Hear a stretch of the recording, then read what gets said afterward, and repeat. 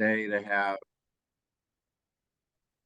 the farm community here with us, to be three representatives, people who can speak from their personal experience, making decisions about what to do with their farm operations and their lands as they have had the opportunity to think about whether developing their property for solar development in their situations made sense. So we're going to have Alan Zepp first. Alan, I'm not going to really introduce them because I think part of what their presentations are going to be about is to really tell a lot of you about themselves and their operations and what they've been doing. But I'll just mention that Alan Zepp is a Pennsylvania farmer. He has a number of roles, which he can talk about if he wishes to. But he's here as a farmer today, and he can tell you about what kind of farming he does. And Klaus Martens is also here. We'll have him go second, and then Ray Dykeman will follow up. And we're going to have them each talk about for 20 minutes. We will save, you can put your questions in the chat, please. We'll be monitoring those. We're going to save at least 15 minutes, possibly more, for Q&A at the end. So each of them will talk about 20 minutes and then 15 minutes. And then again, if we can't get to your questions, we will keep track of them and try and address them in our final session. So without further ado, I'd like to turn it over to Alan and have you tell us about yourself and your relationship to solar. Thank you. Okay, thank you, David. Hope I can provide a little perspective. So is my volume okay? Am I coming through clearly? Okay. So I have my notes in chronological order. So my farm and family background, I was born into a dairy farm family in Adams County, Pennsylvania. So we're 7 miles from Gettysburg. Farm has been in the family for about 120 years. So I went off to Penn State and came back to the farm. We won't talk about last Saturday to those Ohio people, but anyhow. So we went through the standard transition. Dad and I, when I came back, Dad and I formed a partnership for the dairy business around 1980. Would have been 100 cows, 500 acres. So we were big in those days. We stayed the same, so we became small. I paid down the cattle and equipment and real estate over those 30 years. So we had I have a daughter and 2 sons. My daughter's a school teacher. My sons went to Penn State and got engineering degrees. And so in 2008, my wife were looking around. I were looking around. The kids had weekends. We didn't. And so after many sleepless nights, we decided to sell the cows. Dairy cows left on November 3rd, 2008. And since then, I've been cash cropping corn, beans, a little hay since then.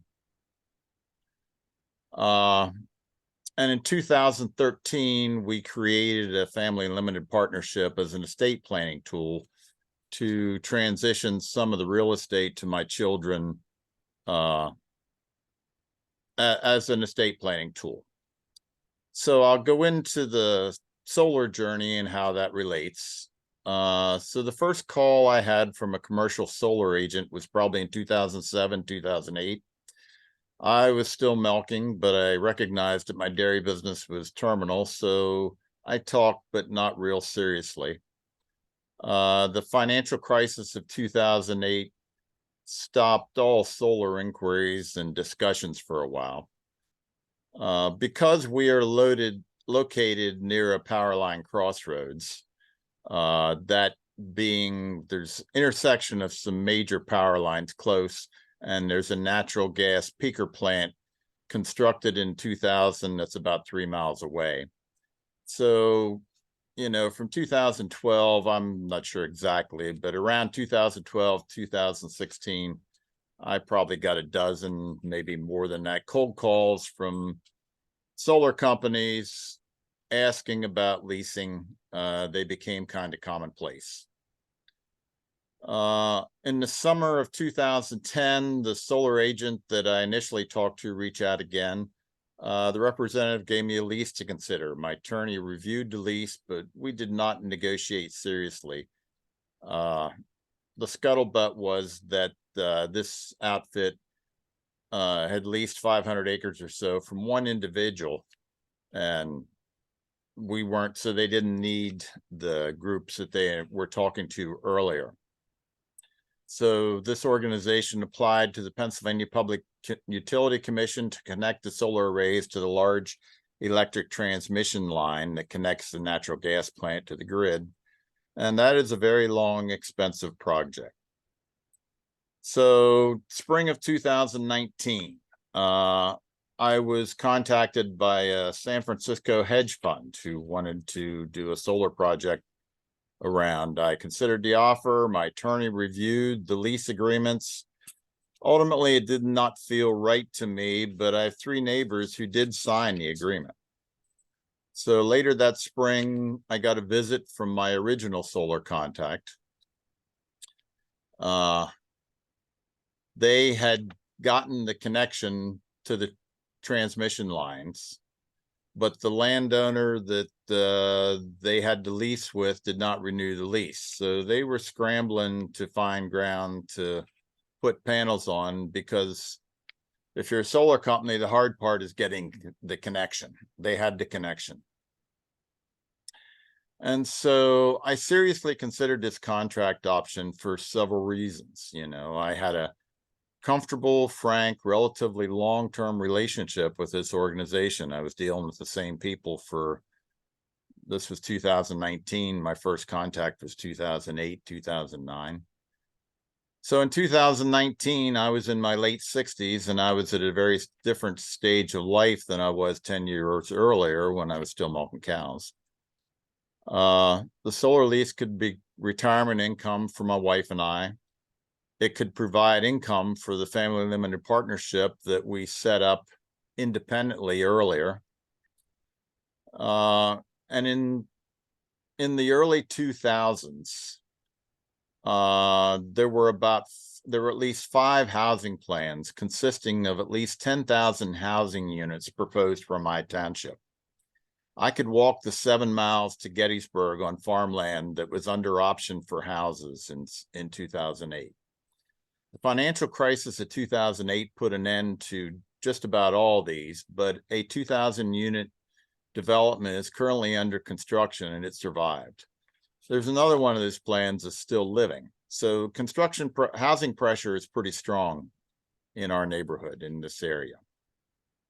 The 3 neighboring farms that signed with the other solar outfit that I mentioned earlier were all part of this. They were all under option to houses in 2005.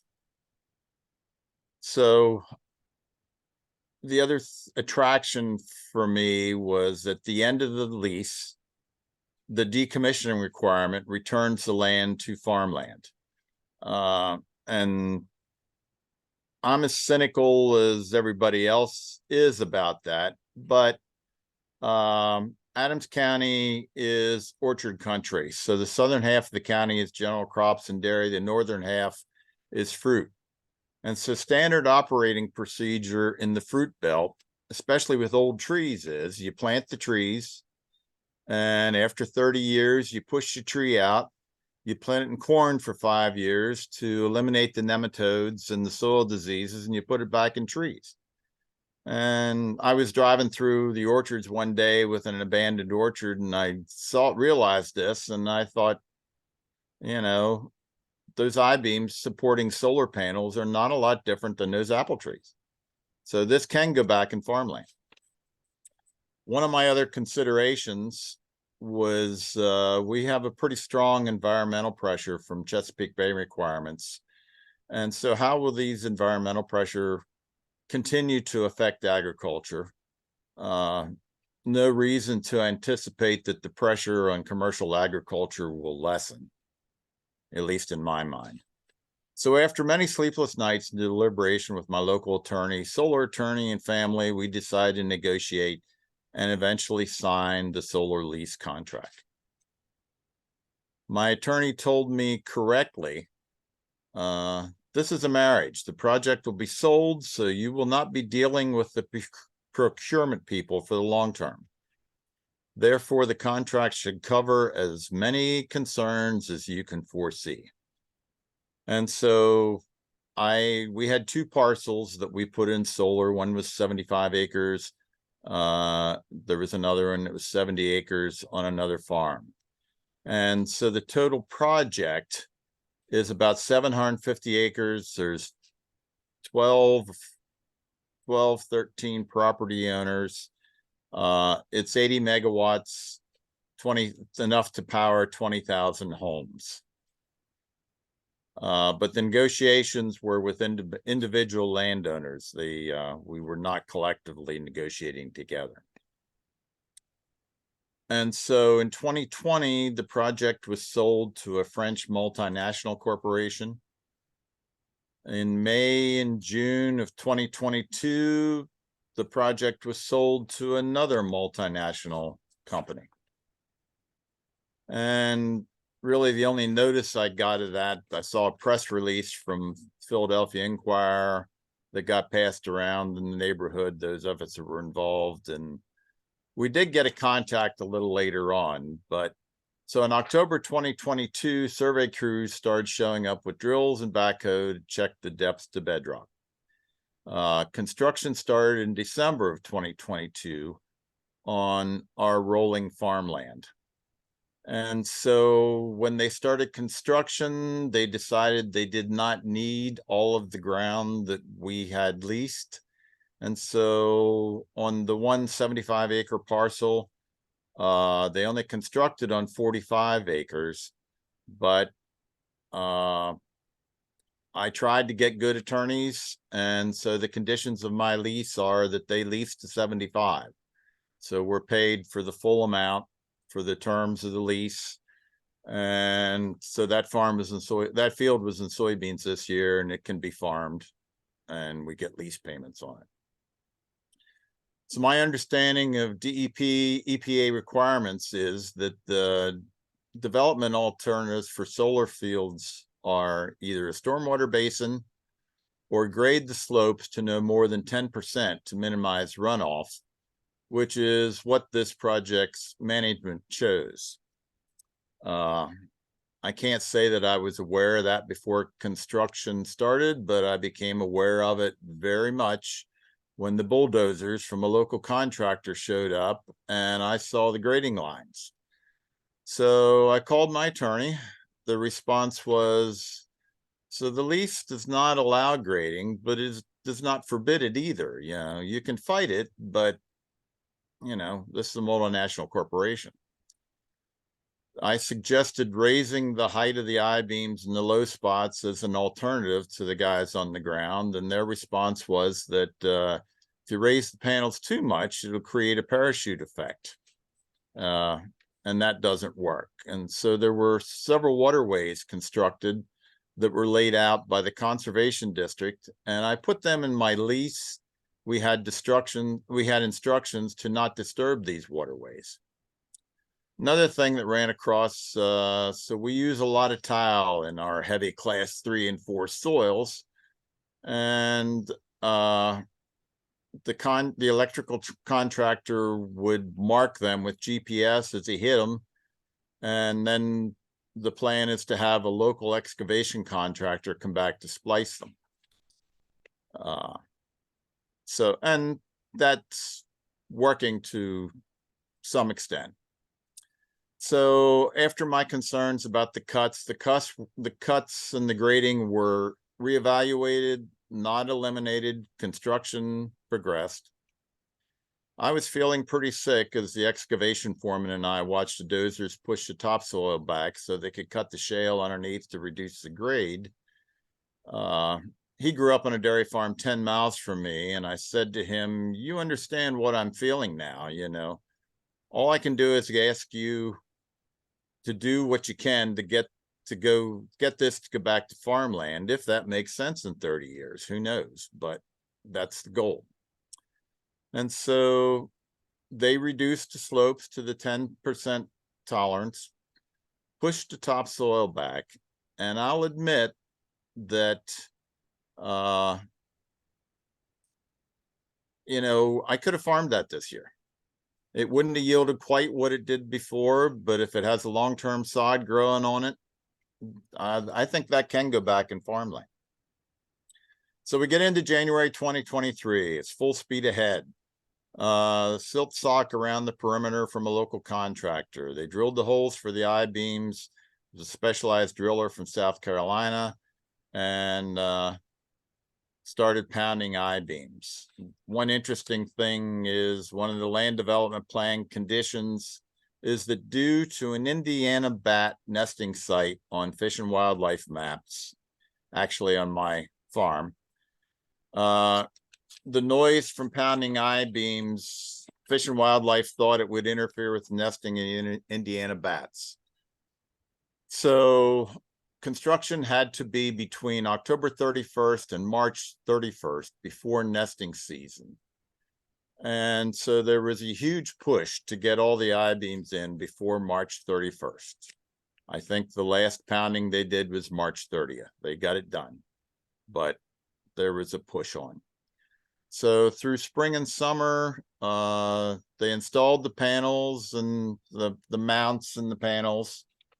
Underground electric lines and inverters were installed by electrical contractor from Michigan, who hired many union electricians locally, local guys.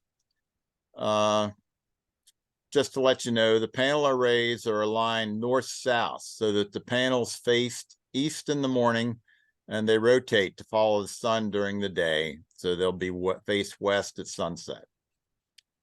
So another thing that I hadn't thought about before, but it was very dry in South Central Pennsylvania this summer. We finished combining soybeans yesterday, and my yields were 70% of APH. And in July, I thought they were going to be a lot lower than this. But I recognize that solar income can be a method of diversification for farm income. I wasn't one of the primary drivers for why I signed up, but on a dry year, that money comes in. So today, panel construction is pretty well complete. The fence around the arrays is almost complete. They're in the process of restoring the laydown and storage areas where they created them in December to put the panels and store and park and everything else. Those are coming up, and they're repairing the tile lines. The goal is to be operational by Thanksgiving, maybe the end of the year. Like I said, we'll see. My wife and I are, we're ready to get back to normal, whatever normal is. So the construction workers have been very respectful. We've had no real issues. I go out and ask them what's going on. I know which ones are from Michigan, which the foreman's from South Dakota, and but it'll be nice to get back to the peace and quiet that we've had for the last 40 years.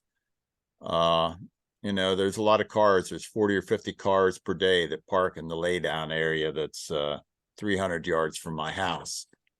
So I won't miss that. But today I'm content with the decision to lease for solar.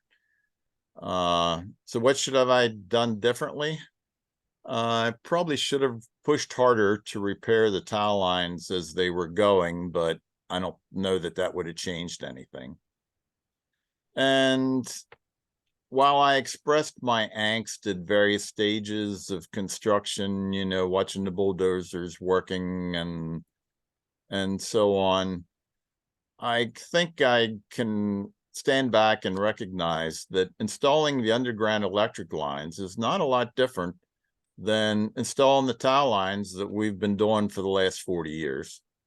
And grading for the slope to keep the slope under 10% is really not much different than putting the waterways in that we've installed to meet sediment reduction for the Chesapeake Bay that's been required since we have to deal with the Chesapeake Bay stuff.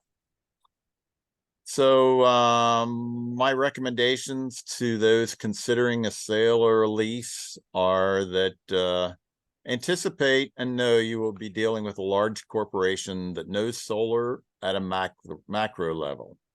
You need to pay attention to what's going on. The people in the field are the most likely to understand your concerns. And most of the time things get resolved if you have a conversation with them and they go up the food chain. On the couple times that did not happen or I had other concerns, I had good legal counsel and advisors, and you keep them aware if you have concerns as the project progresses. So my story is not over, and time will tell whether we made the correct decision. But like I said, today I'm comfortable. And that's my story. Thank you so much, Alan. That's a really great perspective on what happened and how, to some degree, your perspectives have evolved as you watch things happening right in front of your eyes and under your feet. So we'll get back to questions later. Klaus, did you want to take things from there? Yes, my name is Klaus Martins. We farm in the Finger Lakes of New York. Right around us is an old order Mennonite community, their Graftdale Conference, over 700 families. Land is in really intense demand in this area. And even people wanting to build houses have trouble competing with the farmers, because if you've ever been around an Amish or Mennonite community where there are a lot of young people wanting land, you can see what kind of intense competition for land there is. So you could imagine that solar on prime farmland is a hot button topic in this community, just because of the vibrance of the farms and the intense competition for land. To back up a little bit, we farm about 1,900 acres of certified organic mixed crops. This county has a wide diversity of agriculture, of wineries, dairy farms, grain farms, vegetable farms, and a lot of organic farms in this area, which kind of adds to the diversity and the vibrance of the agriculture. My family was from Germany originally. My mother was a refugee. And my son went to Germany to study, to work on an organic farm, but he also wanted to learn about alternative energy. And the farm that he was on was generating a megawatt of power from biogas. And they had about between 250 plus kilowatts of solar. And it was also an area that had a lot of wind. And he got a lot of technical information just by being in that area about alternative energy. And he pushed us to look at solar on our farm. Now, this was before any solar development started. And we looked at it and we installed some rooftop solar. At this point, we have a total of about 75 kilowatts of our own rooftop solar on the farm. We generate as much power as the farm uses here internally. So we have some firsthand knowledge of solar. We're also about 2 miles as the crow flies from the local power plant. We have several major power lines going through our farm, and we get letters in the mail constantly from solar developers. We get people stopping here constantly who want to talk about leasing solar. And so the competition is also very intense to try to get land for solar development. And fast forward a little from when we put our own solar in and this development pressure started, I learned about agrivoltaics, and I felt that I should do my homework on this, because agrivoltaics promises to not only harvest solar from a farm, but also to make maximum use of the farmland, to try to come up with a hybrid that does both. And one part of our farm is a dairy farm that has pasture. And what I learned is that agrivoltaics in a pasture can actually improve your dairy production. It has no negative effect on the yield of the grass. but it has a positive effect on the health of the cows and the production of the cows because it provides shade.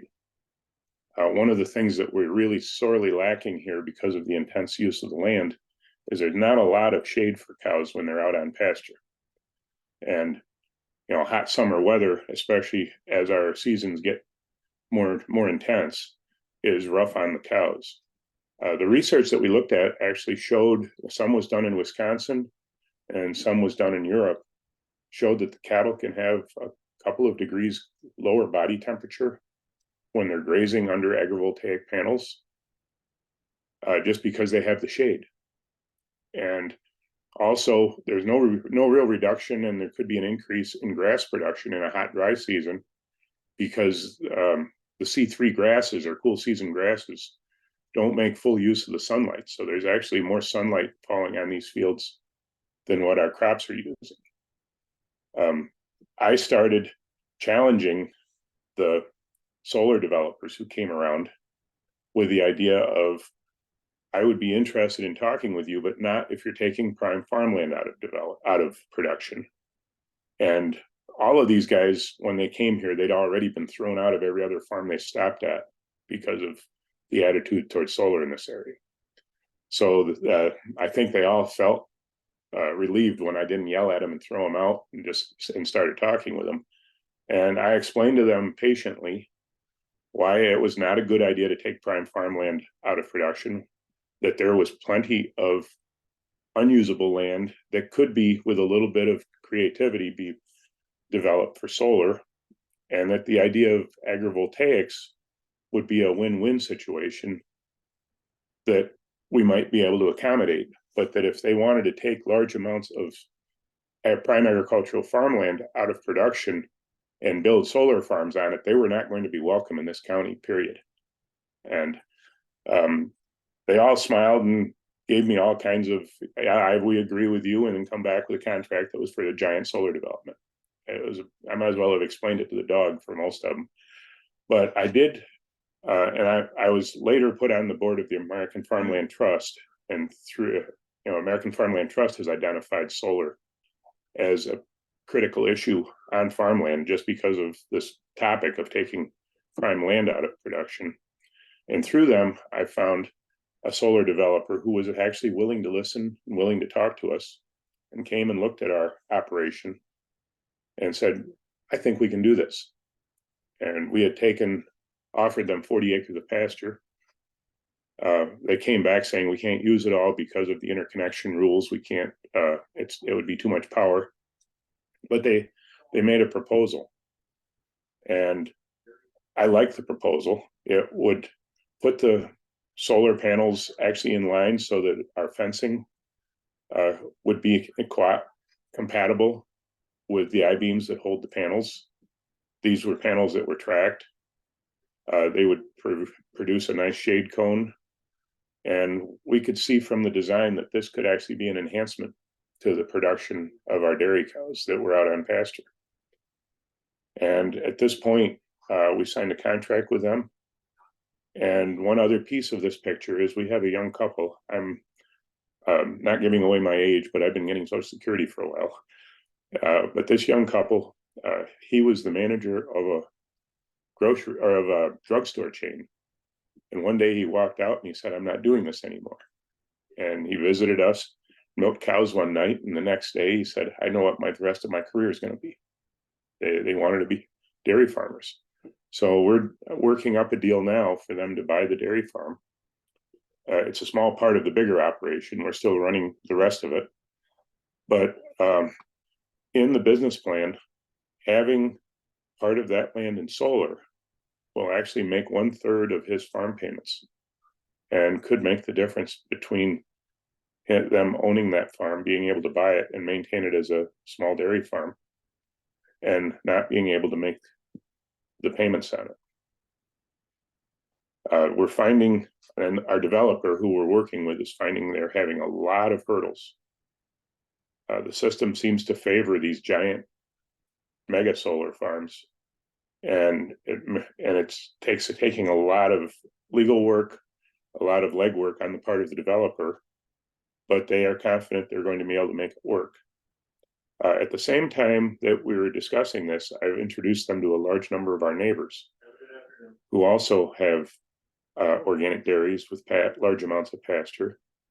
And he started coming up with the idea of we could link all these different farms together. We could actually have a major agrivoltaic solar farm. And it could be viable, especially being that close to the power plant. Now that's all possible, out there in the future.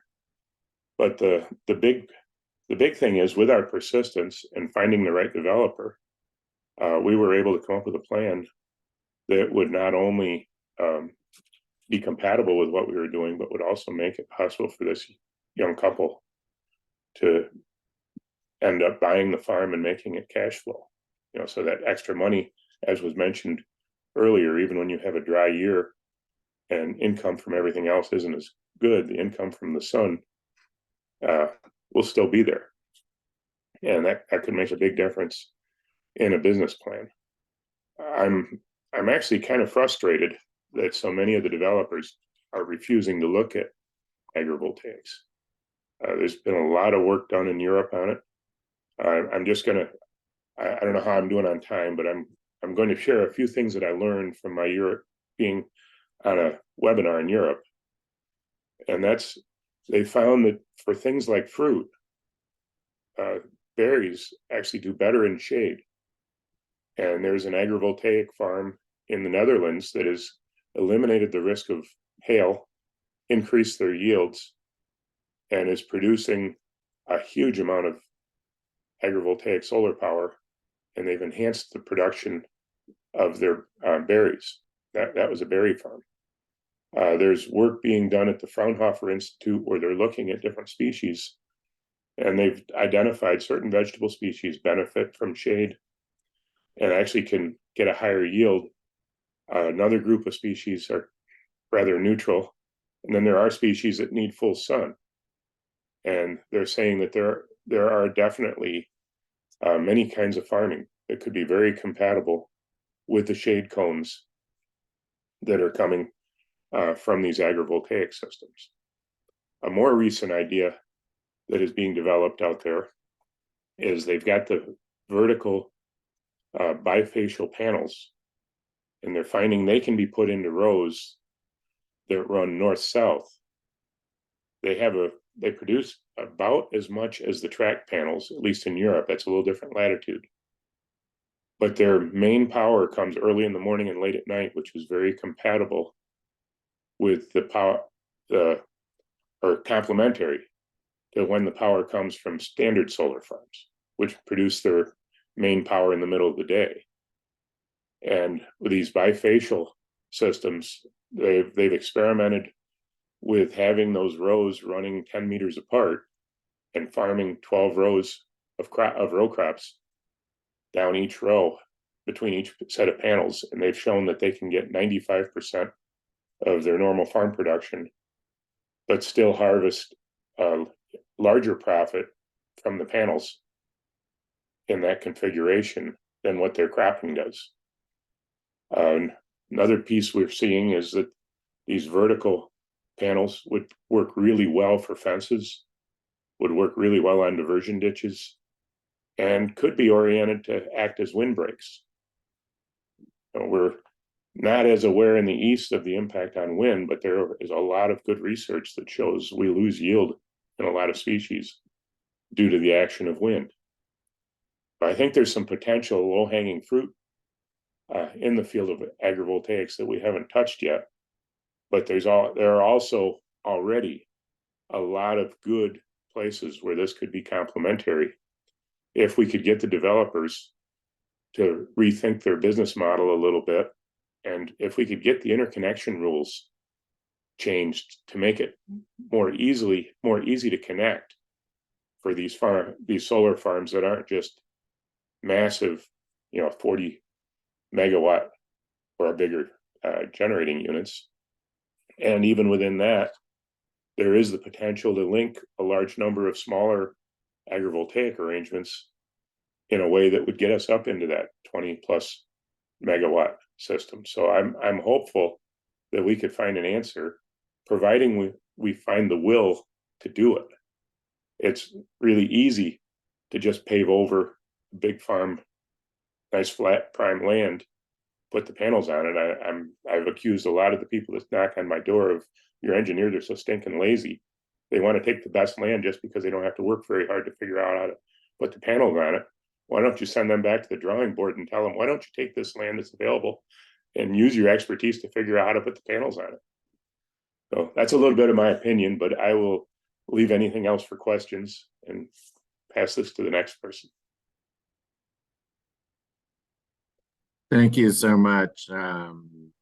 You know, I think we're starting to pick up between the two of you some themes. Let's see if they continue or go in a different direction now with Ray and his story. And there is already some questions. Let me just mention there's at least one question I see in the chat. And I'd again encourage the audience, if you do have questions, please type them into the chat and we'll try and get to them at the end. Ray, go ahead. Yeah, thank you very much. And I really appreciate David, Garrett, whoever else put these things together, because I think the problem is a lot of times we don't sit down and talk about this before we got knee deep into it.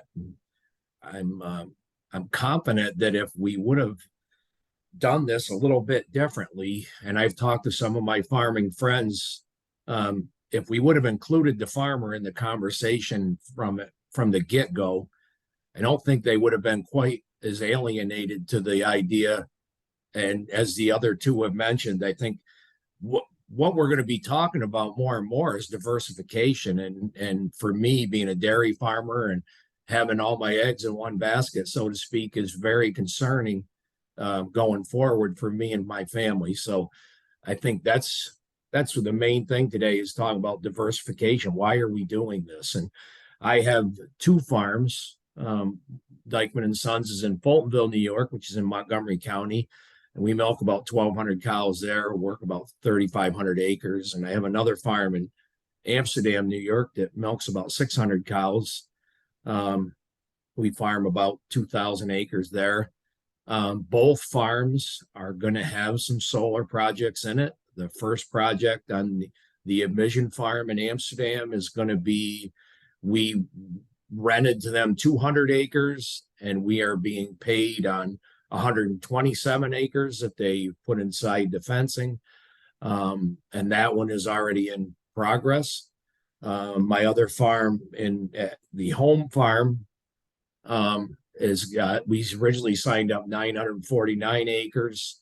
Now we are signing up an additional 479 acres for that project. Why did I do that? It wasn't the original plan. I think, like the other two was mentioned, the first 7 or 8 times that the people came into the farm to talk about solar, I was totally against it. 2016, we were in the midst of adding on to our farm in Fultonville, and we had a couple $1 million project going on, and we lost our milk market in New York City. We had 30 days to find a new milk market. And if you're in the dairy industry and you know and you understand the problems that are in the dairy industry, it's very concerning going forward. And so with the milk marketing issues that we have, the trucking issues, the dumping of milk from time to time, the environmental issues, the labor issues, the unionization of farming coming down the road. There's so many things that came into play that made me and my brother finally, we've been doing this together for 44 years. And now I have a younger generation coming in. And now I actually have a grandson that's 2 years old. But I don't know if I want him to be a dairy farmer going forward. I want him to think like a business person first and a dairy farmer second. I don't want to see him struggle his whole life because we can't seem to resolve these issues that are in our industry. So I'm looking at the solar projects as an opportunity rather than a misfortune. I'm looking at it as being diversity to my business. And I think it's one thing we all learn as we get older is change is inevitable. And I think you either learn how to change or you get ran over by the ones that do. I'm an independent producer in the state, and if I were to lose my milk markets, nobody's going to pick me up because most of these farms are large, or most of these processors are large co-ops, and the rest of the people in the co-ops do not want them taking on other farms. And I understand that. I get that. But when I was faced with having 30 days to find a new market when nobody wants you, and we got to the 28th day and finally was able to secure a market, it made me and my brother sit down and say, you know what, we need to come up with a different plan.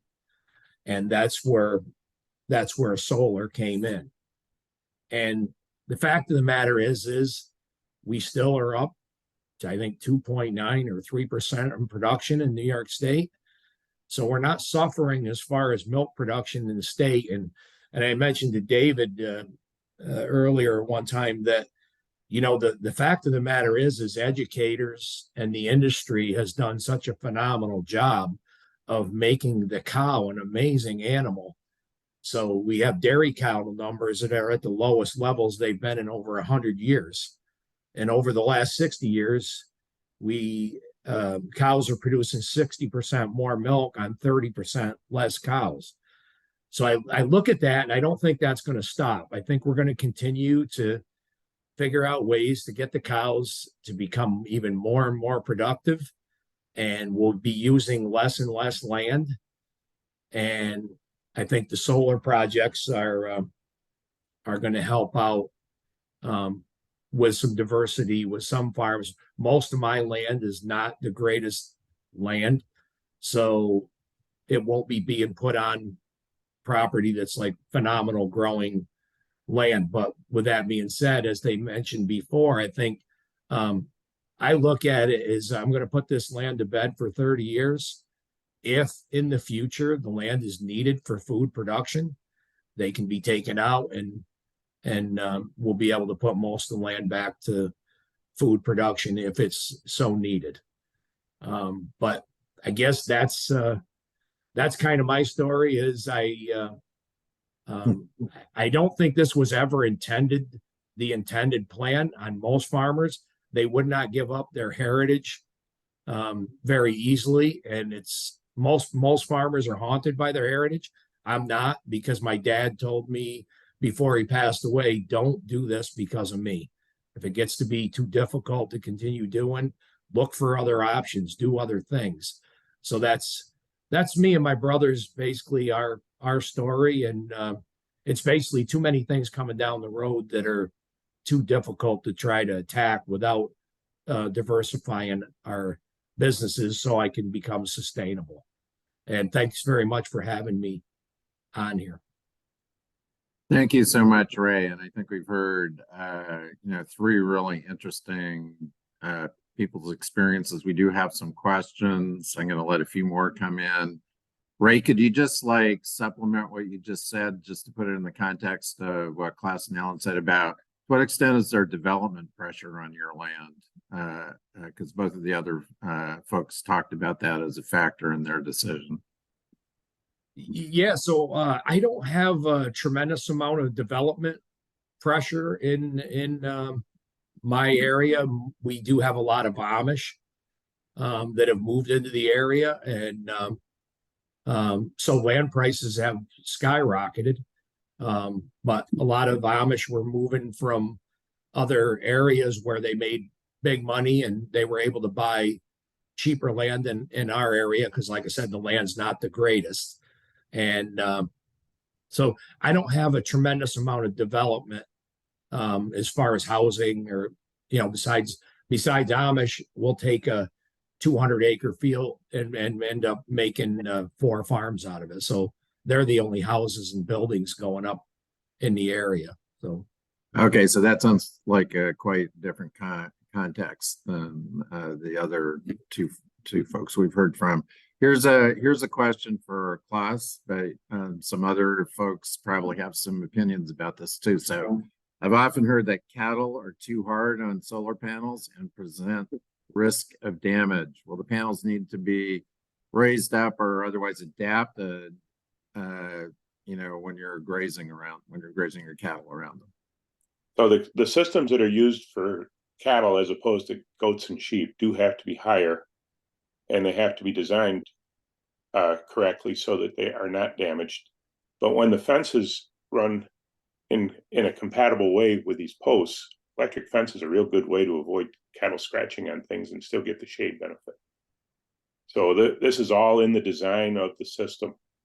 I've heard this argument from the guys who want to build the big solar developments. Oh, you can't run cattle. Well, that's a total BS. If you want to do something, you can do it. An engineer can design a system that'll work very easily around cattle, but it does have to be compatible with, the design has to be compatible with the class of livestock that's being run. Some other animals that might not be as intuitive, but there's an opportunity, there is a special market for eggs from outside chickens. Well, the big problem with outdoor chickens is predators. They don't want to get away from a building. And there has been success using these lower panels on solar farms as a way to produce chicken cover. Now, this again wouldn't lend itself to a 20 megawatt solar farm, but here is another potential way to get a win-win and have the presence of the panels enhance the agricultural activity that's happening. Could you just clarify for all of us about why you say it wouldn't work for 20 megawatt solar farm? Well, the distance that a chicken can run, I mean, this is a specialized market. Whole Foods is paying, I think, double for the eggs they're getting on these free-range birds.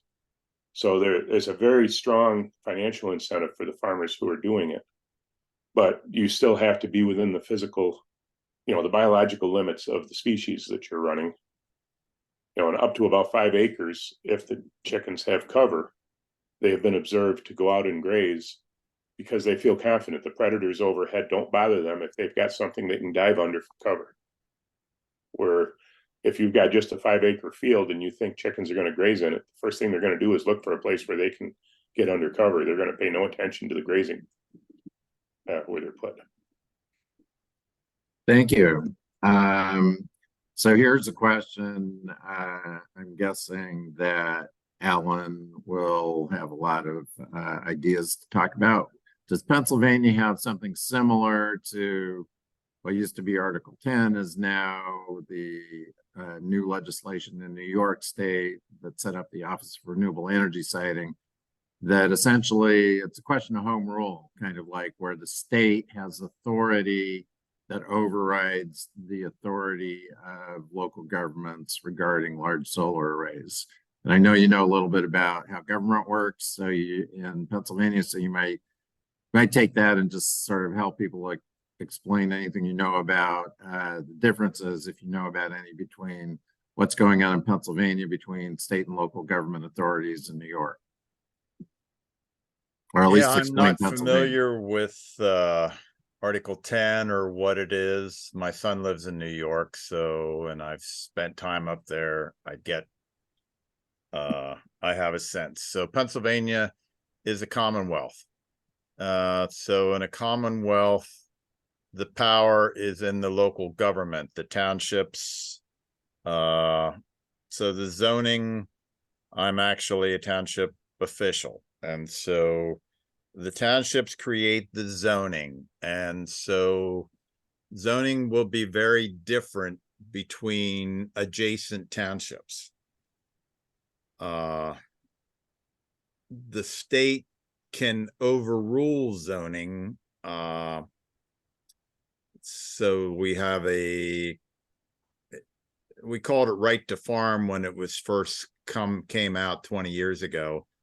But so the state has some regulations that the township cannot create more restrictive zoning, essentially to keep agriculture out. But that's a constant push. So I don't know if that answers what you're asking, but Pennsylvania is very strong local government. So, and there are also, from what I know, there's certain kinds of solar that are community solar, which is a different kind of scale and legal arrangement, that are not allowed in Pennsylvania that are allowed in New York. So I think the bottom line is there are quite a few significant differences between the two states and the regulatory environment, that I'm Yes. aware of. Yes.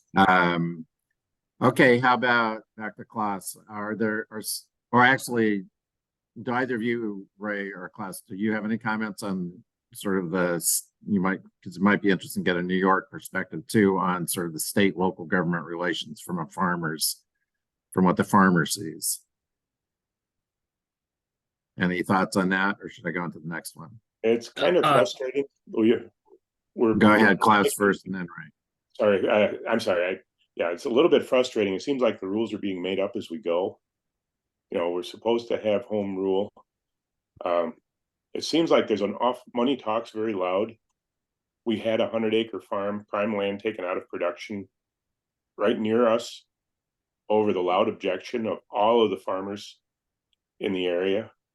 And as near as I can tell, what happened was there was a lot of money changed hands, and it got built without Ray, any aspersions. Ray, do you have any Yes. thoughts? So the only thoughts that I have is like where the one farm I have in Amsterdam is now the town is making it so there can't be any other solar projects put in that particular town unless it's one of the big huge projects. I don't think there's anything they can do to stop the real big projects, but the town can make up rules and laws or whatever to stop the smaller community projects. So it is So- probably important, despite emphasizing the differences between the states, in both states, local governments continue to play a role, even with, the new rules in New York because if you're a smaller project that's still 20 to 25 megawatts in New York, you're still going to be going through local review. And for a lot of communities, that translates into more than 100 acres. So that's still a big, change in their community. That still is, the state will not be getting involved in those directly the way it does with the larger projects. Did you want to say something else, Klaus? No, I think I said enough about the money changing hands, but I have observed that when there's a project is extremely profitable, it's amazing how many people will change their minds who were adamant when they started out, and suddenly nobody can figure out why. But the minds are changed and the local zoning allows it. All right. Again, that's kind of like, I think I'm hearing, both of you talking about some local governments exercising their authorities in different kinds of ways, as well as what goes on at the state level. So let's move on to another question about solar installations on land being used for grape growing. Any comments on that? It was directed specifically at you, Klaus, but maybe others may know something as well. I wrote something in the comments. In Europe, it's been shown to be very beneficial. Obviously, one of the biggest problems in grapes is hail. And in the systems where they have the panels overhead, they can actually protect the vines and protect the grapes from being hit by hail. In Southern Europe, it benefits them because they actually have too much sunlight and it scalds the grapes. So that having the panels over the top is a benefit. But here, the big thing I would see is if the same fence that goes around the outside, vertical panels around the outside of a vineyard could be doubling as a deer fence. And some grape growers are spending tens of thousands of dollars to put deer fencing around their vineyards. they probably would let a solar developer put that stuff in free if they could just put mesh wire on the bottom to keep the predators out. But this whole thing of hail in fruit is a place where there could be some real compatibilities and some real benefits. Yeah, and I might just mention before we go to the next question that this whole area of agrivoltaics, you know, as our speakers have mentioned, there's enormous interest and potential in this. You know, there are people that, at least in academia, we call early adopters who are starting to experiment with it. And there's research getting going on this, but it's still kind of early days in terms of, at least from a research perspective, in terms of figuring out like what exactly are the best practices under different kinds of conditions for different kinds of agricultural use. But there's a lot of interest, and over the next few years, you know, both people will have much more on the ground, literally experience with this, and research is starting to be done on this in our, you know, there's more, as you said, in Europe, but that's already been done, but there will be more coming out of, you know, our region as well. So Alan and Ray, did you want to make any comments on this question of maybe other crops more generally? Grapes in particular. I absolutely love the ideas. I love the committee that we're on, the agrivoltaics committee. I think there's so many ideas coming out, whether it be bees, sheep, apple trees. I mean, I think there's some huge opportunities here. And once again, what I'll say is that this in the long run may help the dairy farmers, because it may take some milk off the table that we don't have processing for at the time. And it may add other things that we do need, whether it be apples or whether it be sheep and things like that. So I think there's bees. I mean, I think there's tremendous opportunities going forward as we keep doing more and more research on this. And if you, since you brought up sheep, you know, I live very near the home of the recently formed American Solar Grazing Association, which, you know, there's a lot of interest in particular in sheep, and there's a lot of response where sheep are are actually grazing solar facilities already, partly for landscape management purposes. Do any of you have any perspectives on that in relation to your own operations or other folks about, you know, sheep grazing in particular? The only experience I have with it is I also own a golf course, and I have a solar project right next to the golf course with sheep in it, and you would not know they were even there. You can see them, you know, once in a while you hear them a little bit, but you don't smell them. You don't. I think as much as a lot of people were against it early on, they don't even know they're in there anymore. I have to point it out to people that they're over there. So I think, all right, let me move on to another question from the chat then. For those with systematic tiling every 40 or fewer feet, how does that affect the ability to put in solar, specifically if that tiling system connects to neighbors and the impact of breaking tile or changing hydrology is not localized to the subject property? Are there legal limitations to consider? I can comment on that. Our tile is all GPSed. There's old tile, but we have a pretty good idea where it is. And if the solar developer puts this array in, they're either going to avoid where the tiles are, or they're going to fix whatever they break. And it should have no net impact on the drainage systems. So you're making that contingent on knowing where the tiles are? Well, or trying to, we have gotten some systems in place. Before we had GPS, there was a lot of tile here, and we're actually using aerial photos to identify, Okay. working with the conservation district. But I think it's important to identify where drainage is by a lot of these new methods of figuring out where your tiles are only possible in recent years, you know, because of newer technology, but they work. But yes, we need to make sure we protect any existing subsurface drainage that's on these sites.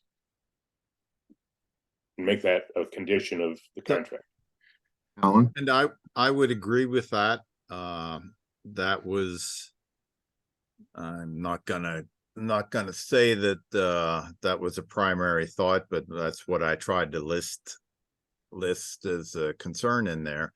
And so it's in everyone's best interest, when you're talking about sheep, in my opinion, the solar companies will put sheep in there if it costs less than it does to mow it. No one wants to create a wetland. I don't. The solar companies don't either. And so they are keeping after the tile. Will they do it 100%? The verdict isn't completely in, but it's on their radar and they're working at it. And the jury's still out a little bit there, but they're working at it. Okay, how about, here's another topic, it hasn't come up yet. How about insurance? Any increase due to the addition of the solar panels? And if so, how did it change? As I understand ours, that's the responsibility of the developer.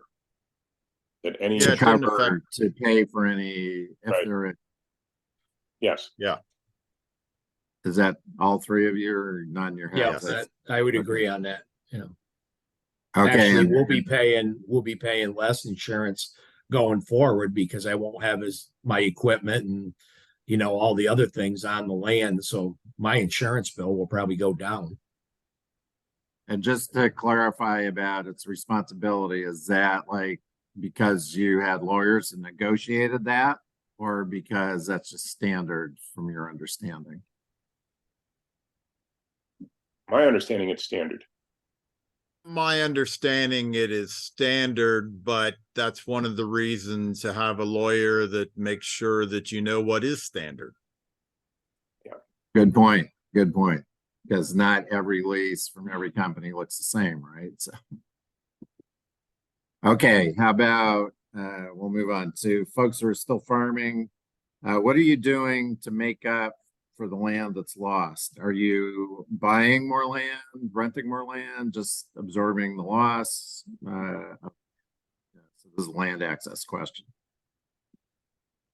I'm going to do a little bit of both. If there's land to be rented, I'll rent it. If there's land to be purchased, I may purchase it. But my goal is to downsize the number of animals I have and make that a less of a commitment of our business than was previously. So my goal is to, right now my cows at the home farm average about 96 pounds a day. I would like to cut that farm in half and average 110, 115 pounds a day per cow. I think I can do better with less is what I'm going to try to do. Would the panelists agree that the state is better equipped to permit the larger projects than most municipalities? Also, so this is a comment as well. Also important to note that the state process does provide local input and requires the developer to provide resources to municipalities to participate. So there's a comment there, but there's also a question for opinion. But I mean, I'm going to reframe that a little bit to just say, like, how much do you think your local governments, the local governments that you interact with, how much sort of like do they know about permitting solar? When you want to go to them, and what's kind of their capacity, if you will. I'll say, as someone who worked for a local government program for many years, I can almost guarantee that a lot of local governments haven't seen a lot of large projects of any kind come through, a lot of rural local governments. And because this is new, they haven't seen any large previous solar projects come through, although that is changing, of course. So, like, do you have any thoughts about sort of like local capacity, if you will, to permit these kinds of things from your farmer's perspective? I think we're asking an awful lot of local officials to learn what they need to learn to be, to actually be able to rule on these bigger projects. Now, that said, we have conservation districts, and site plans need to be reviewed by the local conservation district, but I really think we need the state on these bigger projects, just because, how are you going to get a bunch of volunteers who are putting their time in for nothing, Yeah. actually do all the legal homework they need to be able to deal with these multi-billion-dollar companies who are coming in and doing this kind of development. One other comment on this has to do with the state, and that's we really need to work on interconnection rules. Where you can site what kind of solar farm, there seems to be a whole set of rules that nobody knows who made them and nobody knows who's in charge of them.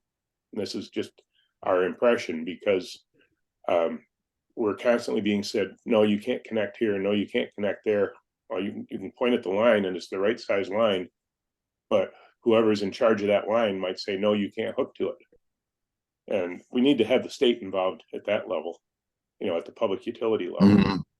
And I think we're going to need some different laws and maybe revisit some of the rules on interconnection as to what can be connected where. But I know the interconnection issue is a national one. It's not just in our states. Although the way it happens varies from state to state to some degree. I think one of the things we could also just summarize saying is, like, every local government, has some level of autonomy in both of our states, and they're not all going to be the same. They're not going to respond the same, and their citizens aren't going to want the same results. And to some degree, every state has a certain amount of autonomy as well. So, and different. So it really, you can generalize about a lot of things, but like a lot of details are going to be different depending on where you are. I'd like How to throw out about, an example. go ahead. We have that local example. I mentioned the 100-acre piece of prime land that was taken out of production by a solar developer. Right next to that spot was a brownfield, a former landfill that was easily as well suited for putting that solar site on. Mhm. And in the hearing, the lawyer for the developer was challenged, basically saying, why are you putting it there when we've got this brownfield that ought to be being developed? And he snickered a little bit and he said, well, don't worry about that ever getting developed, because we've got the entire line tied up now, and you won't be able to develop the brownfield because we have the rights to tie to this line. That's a place we need the state Right. involved to prevent that kind of baloney. Right. I think we have time for one more question. This one is, I'll genericize a little to ask for your own experiences, but what do you think about generally the idea of installing solar panels on barn roofs rather than as ground mounted? That's the first place they go. Our 75 kilowatts are all on barn roofs. I've got room for another 1/4 of a megawatt if I were to cover all of my south facing roof area. I just can't interconnect that much power to the grid. Okay. So there's a certain limitation on the amount of barn roofs you have in terms of how much electricity can be produced, is how I'm reading that. Well, I've got plenty of roofs to produce a lot more electricity, but I'm not allowed to connect it onto the grid. Okay, because of there are different rules we also know there are different rules for interconnecting. Right. Depending on, and different prices you're going to get for the electricity depending on scale and things like that and how you're using it. So I think we're about done here, except I'm going to ask very briefly any burning last comments from our three presenters. Either Alan, anything you want to kind of add at the end? No, just quickly on the barn roof thing. So the issue on this part of the world is that with all the warehouses built along Route 81, they're huge. They cover 10, 15 acres. And there is a push to put solar panels on top of those warehouse roofs, which makes a lot of sense to me, but it's still a different level and pushback. For sure. Well, I think we're out of time, aren't we, Garrett? We are. So I'm going to repost the link that you put in earlier, just in case some people joined us later. which will, and do we know how long it will be before the recording and It'll be up probably by the end of the day or tomorrow morning at the latest. We've got the system. okay, you heard it directly from the guy in charge. Garrett will get these up pretty quickly. You'll find there's the similar information about some of our previous webinars. We have 2 more to come. You'll find out information about that. I'd just really like to thank Alan, Klaus, and Ray for, really helping us understand, from each of your perspectives, like the thought processes you've had to go through and are continuing to go through and the experiences. And I hope that we have a chance to touch base with you all in the future when, you can look back on some of these decisions that you're thinking about now and say, hey, from hindsight, it looks the same or different than it did when I was first thinking about it. So thank you so much, Garrett. Anything else you'd like to add? No, just tune in on the upcoming webinars. Okay, well, we really appreciate everybody. It was really fascinating for me, and I hope it was for our audience as well. And again, we will have a final session. We'll be answering more questions. And Alan, Klaus, and Ray, I'll get back to you by email about, what's going on with that. Okay. Thank you for doing this. All right. Thank you. Take care. Have a good day.